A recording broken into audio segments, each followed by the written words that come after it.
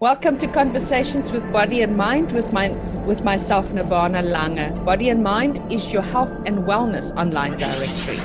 And coming up in today's conversation, I'll be chatting to Josh Muller, and he's going to tell us more about holistic touch therapy, which is a guided self-healing technique. And he's going to tell us a little bit more about that. Good morning, Josh. How are you? Good morning, Nirvana. I'm very well, thank you. How are you? I'm very well, thank you. It's quite amazing to start in this way when we've just about had a half an hour of incredible getting to know each other. But now that we're on the recording, and tell the audience and the people who's going to watch this, who is Josh? What led you up to doing? You said this was a technique that you kind of developed yourself, the holistic touch therapy. Yeah, tell us a little bit how it led up to you developing this. What are the events that happened, and how did you know that you're doing this kind of a work? Yeah, absolutely. So first of all, I just want to say to the audience that I'm sorry you didn't get to hear the rest of our conversation because it was pure gold. So holistic touch therapy is something that I've been developing over the last 10 years. I started as a sports massage therapist. I studied sports massage therapy, anatomy and physiology in 2014. And if you want to go way, way back, I actually started massaging people when I was about 8 years old. I had very stressed out parents, and it one day occurred to me that I could massage my father's shoulders and would help him. And it sort of just ballooned from there. Everyone wanted a shoulder rub after that. And fast forward to the age of 24, I studied sports massage therapy and personal training as well. And I opened my sports massage practice. And that was sort of the beginning of my journey into the healing power of touch. From there, I evolved my work at around 27 or 28. Having experienced sensual massage, having had many sensual and tantric massage experiences myself, I moved into offering that work. So I moved from sports massage into sensual massage. This is a really, really brief overview of my life. So there's definitely space if anyone wants to hear a more detailed recounting of this tale. You can find that on my website. So anyway, at the age of 30, or was it 31,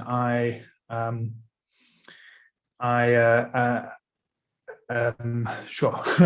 I'm losing myself there. At the age of 31, I started experimenting with plant medicines, specifically ayahuasca. And in one of my journeys, I had an intention to deepen this relationship I had to my work, to really understand what it was that I was doing.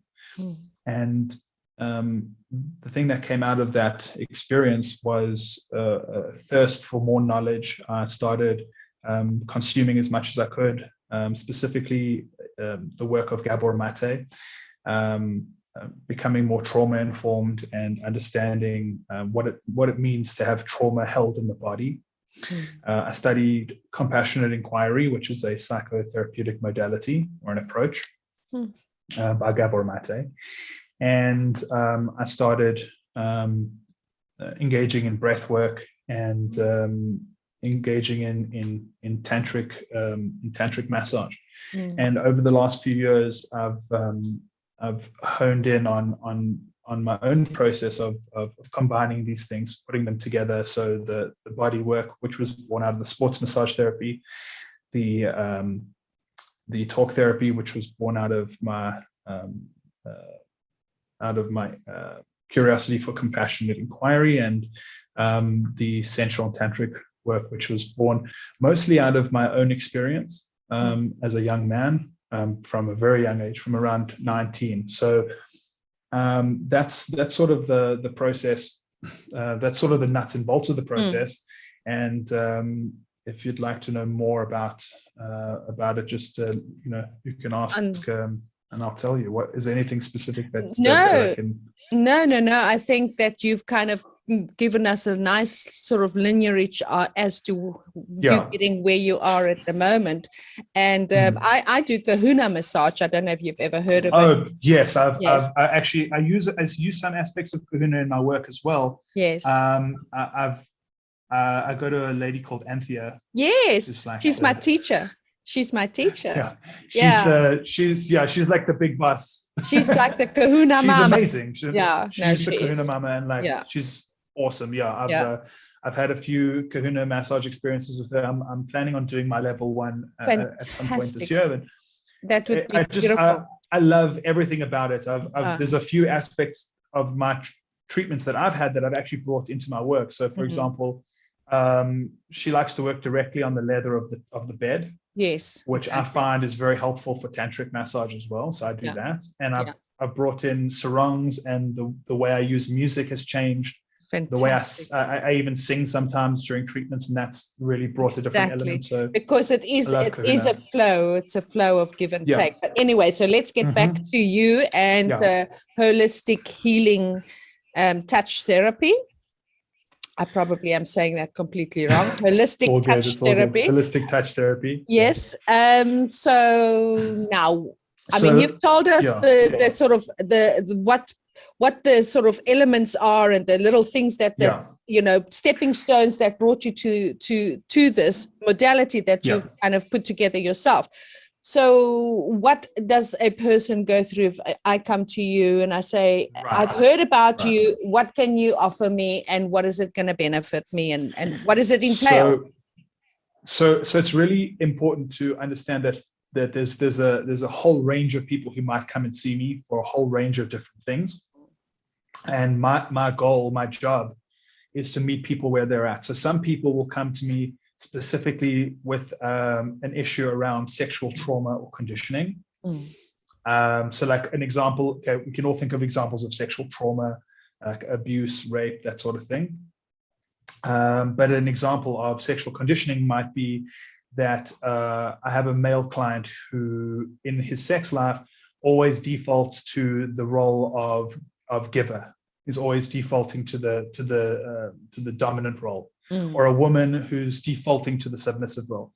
And so this is, part of our conditioning that we're taught as children from society, from our families in general.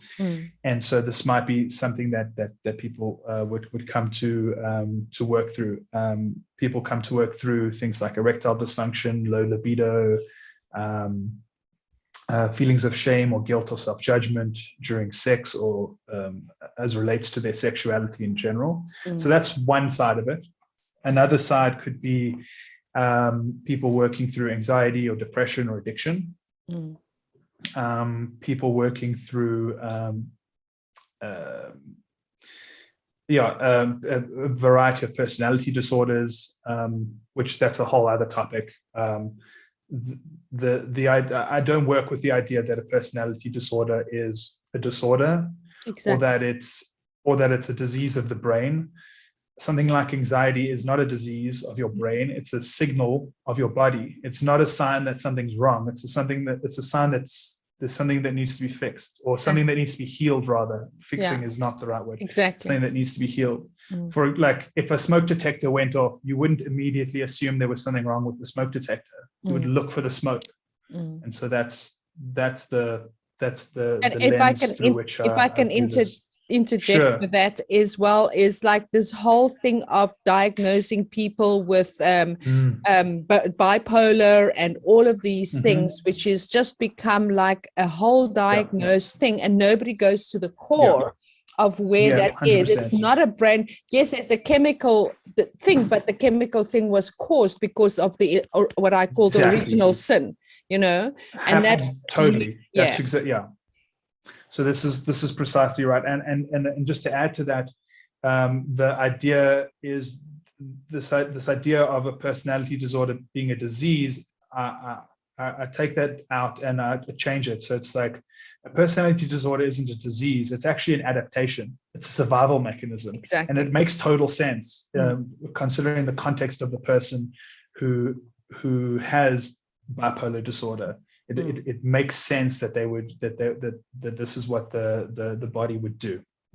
So try to help people to understand what's underneath their so-called disorders, and to structure their lives in a way that supports their healing. And then finally, it's very important to me that I help people manage pain and alleviate symptoms. So not everyone who comes to me is interested in or ready for a deep dive on their past, and their present, or their future. They're more interested in, I've got this pain in my neck from stress.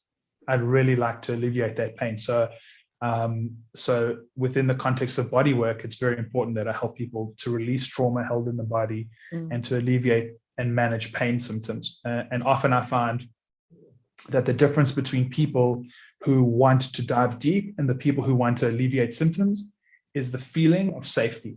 Exactly. When someone feels safe, then they're willing to explore more deeply, and that's really the most important thing for me. And so, just to wrap up on this process, each part of the process can be done separately. So you can come to me for a talk session, you can come to me for a breathwork session, for a bodywork session, or for a sensual or a tantric massage, or you can do the work in combination.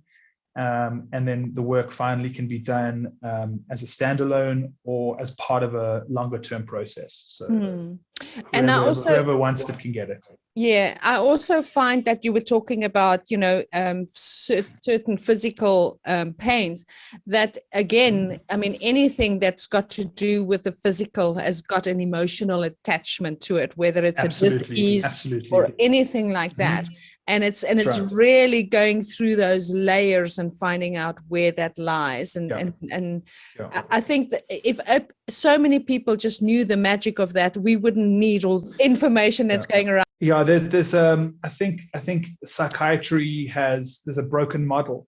The disease model in psychiatry it's broken. It doesn't make any sense.